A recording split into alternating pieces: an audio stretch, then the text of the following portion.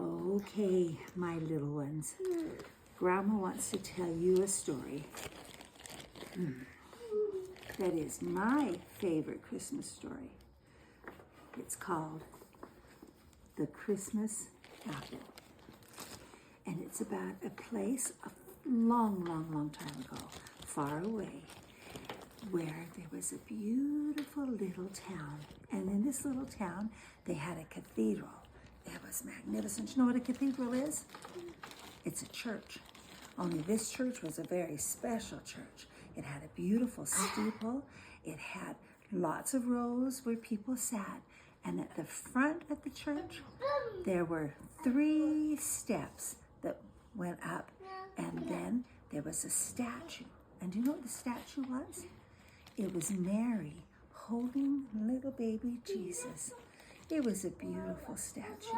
And all the people in the church would look at that statue and they think about Jesus and when he was a baby, and they would try to want to be like him.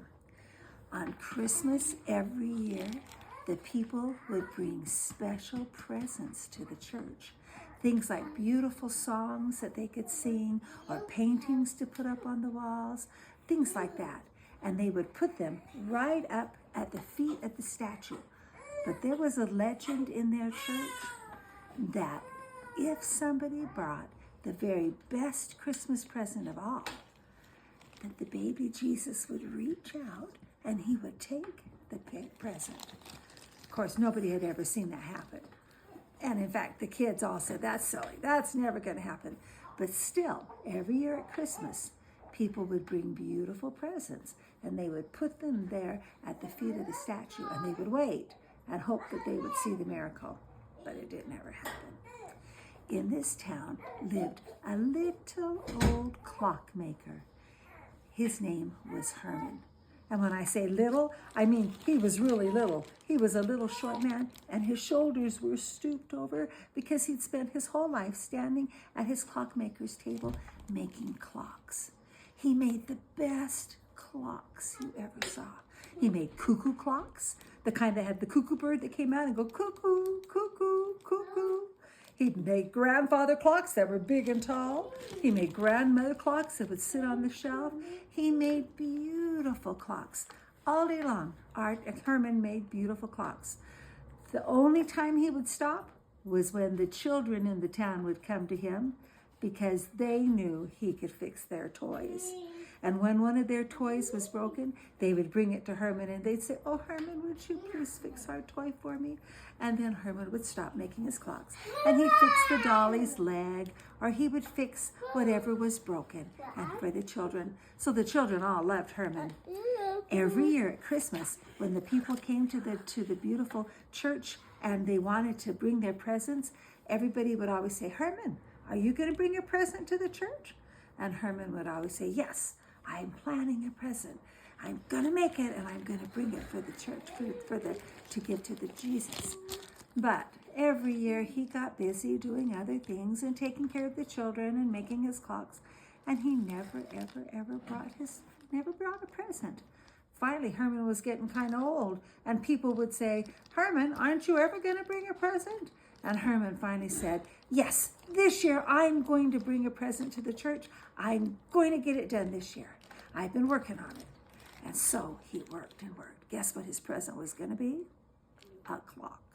But it wasn't going to be a regular clock. It was a special clock. It was shaped like a shepherd's, like a stable, like the stable that baby Jesus was born in.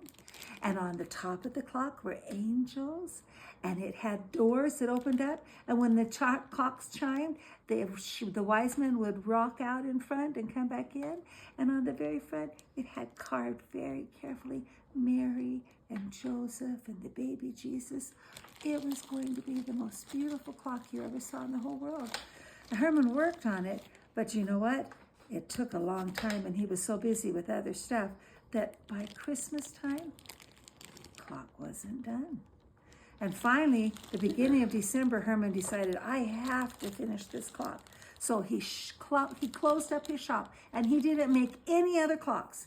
All he did was work on that Christmas clock. Pretty soon, all the rest of his clocks were sold. He only had a couple of old clocks left and there was nothing left for people to buy. And so Herman didn't have any money left in his house. But he said, it doesn't matter. I've got to finish this Christmas clock. The week before Christmas, he had it done. It was beautiful. It was the most beautiful thing you ever saw in your life. And Herman was so proud of it, he put it in the window of his little shop, so when people walked by, they could see the Christmas clock, and they would stop and they would look at it and they'd say, do you think this is the present that Herman has been making, that he's been telling us about? On Christmas Eve, Herman was so excited because that was the night when they were going to have the special Christmas meeting at church. And he woke up in the morning, and the first thing he did was he swept his shop all the way clean. He got everything all cleaned up. He wanted it to be just perfect for Christmas. And then he went into his kitchen and he was sweeping up the rest of the house. And do you know what? He went to open up his shelves to find what he had to eat. And do you know what he had left to eat at his house? What? Just one crust of bread, just the last of a loaf of bread and one apple. And that was all. There wasn't any other food in his house. And he thought, well, that's okay. I will have the loaf of bread for my lunch today. And tomorrow I'll have that Christmas apple, and that will be my Christmas dinner. And then I'll start working on clocks again, and I'll get some more food after that.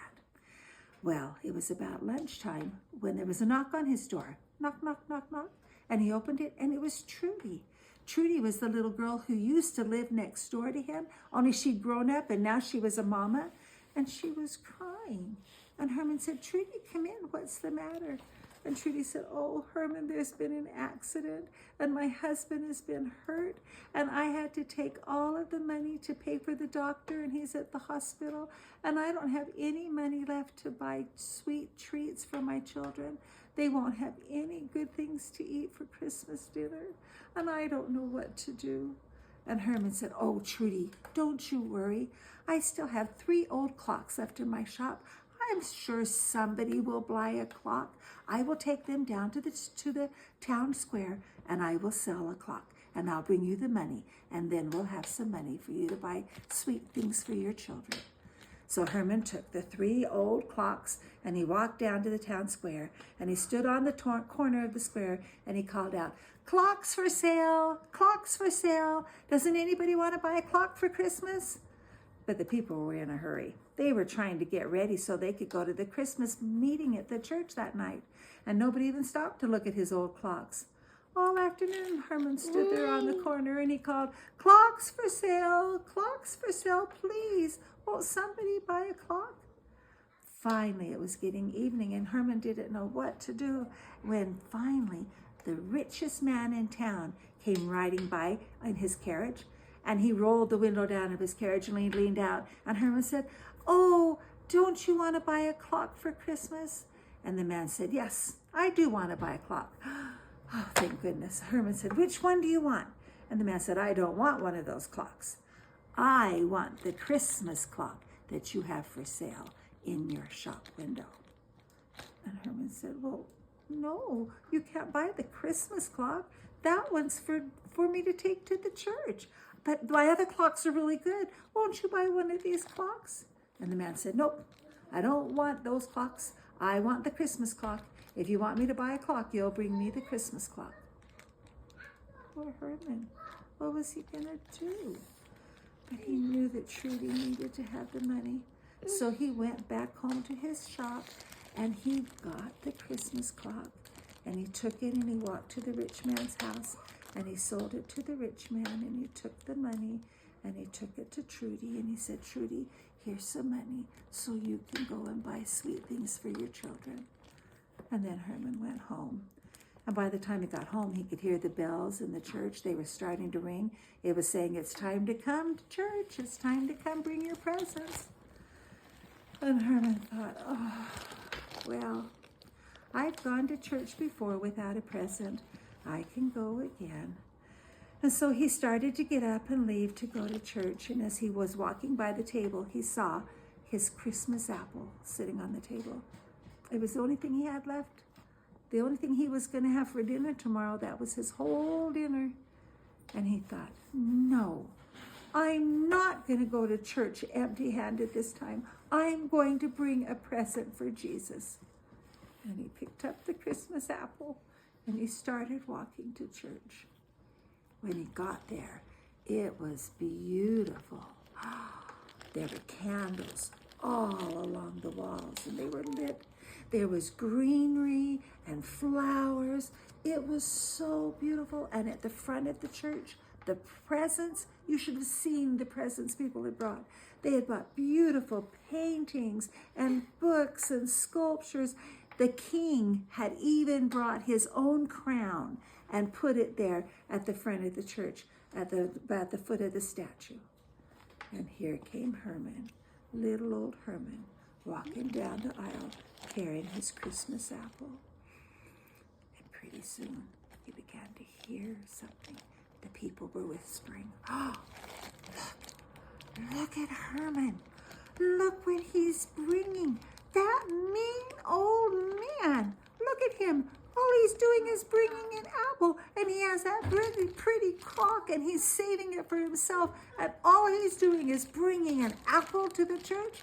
Shame on him. What a mean old man." Poor Herman felt so bad. He started to get tears in his eyes, and they were dripping down his face as he walked down the long aisle. And finally, he got to the front of the church, and he still had to climb those 3 steps to go up to where the statue was. And he could hardly even see because he had tears in his eyes. But then the whispering stopped, and it got really quiet.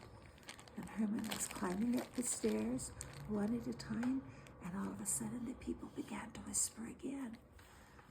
Only they were saying,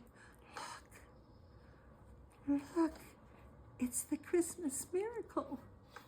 And Herman climbed up the last step, and he reached out to put down the apple, and there was the baby Jesus reaching out to take the very best Christmas present anybody ever gave him. The end.